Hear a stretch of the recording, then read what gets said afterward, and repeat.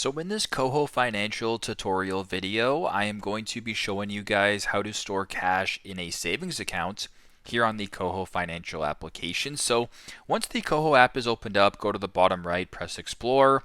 Then where it says Save right here, go ahead and select the Vault. Now, it's not necessarily like a savings account per se, but what you can actually do here is actually store money inside of the vault, which basically acts as like a savings account.